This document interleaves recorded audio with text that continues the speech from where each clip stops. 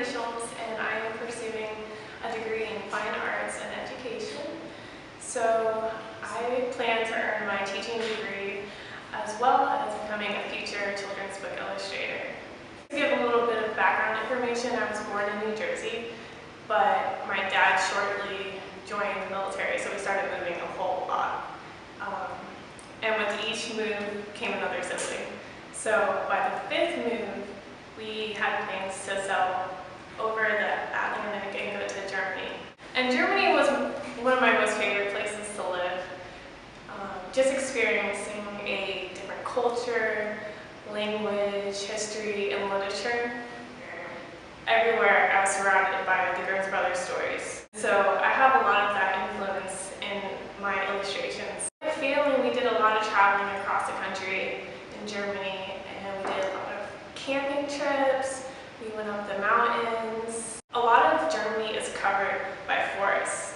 And to me, I was kind of freaked out by the forest because in the Grimm stories, they tell you about witches and beasts and evil gnomes. But in the daytime, I imagined that there were fairies, and so I built a lot of fairy homes when I was little, and I have some of my illustrations narrating that memory. So my mom did stay at home a lot with us when we were little, and with her very limited free time, she started writing her own children's book. And I would always be to her side, writing my own versions and drawing and helping her with coloring her pictures. And so that is probably one of my inspirations as well. And my mom was also always playing with us, acting like a kid herself. We would play Indians, pirates, and playing dress up and just singing silly songs all the time. And so I do feel very grateful that she was there during my childhood.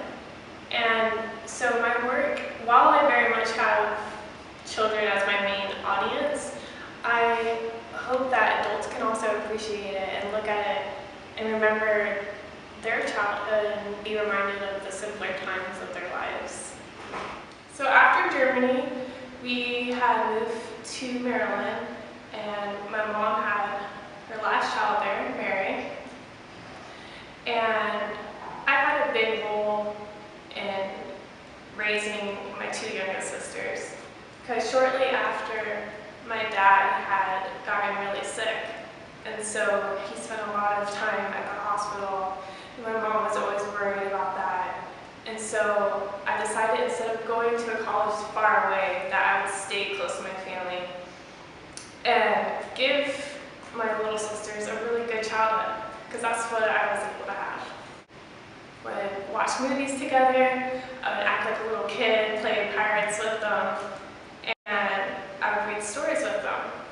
We would visit the libraries, and I started retelling the stories that I loved as a kid, like Richard Scarry, Mercer Mayer, Maurice Sendak, who wrote Where the Wild Things Are. The way that I do my art is, first, I daydream while I'm drinking my coffee, and I think of memories that I had as a kid. And I also refer to my sketchbook. I write a lot of my ideas in that. And then I start sketching it out. More and more is added. I get very, very obsessed with details. And so I really like that idea of having little things planted all over the place, and you have to figure out what that is, and you notice something new every time you look at it. And that's something that's really important today for art, because people just glance at it for 2 seconds and then move on. So after I'm done sketching, I go over it with a micron pen. It's one of my favorite tools to use because it allows me to have really clean lines and get in with hatch marks. And then I use a ink wash and add lots of color to it. So anyhow, I invite you, your family and friends, to come see our show. It's called No Vacancy. Myself, along with 25 other talented artists, will be there. It's on April 25th at the Baron and Ellen Gordon Galleries, and hope to see you there. Bye!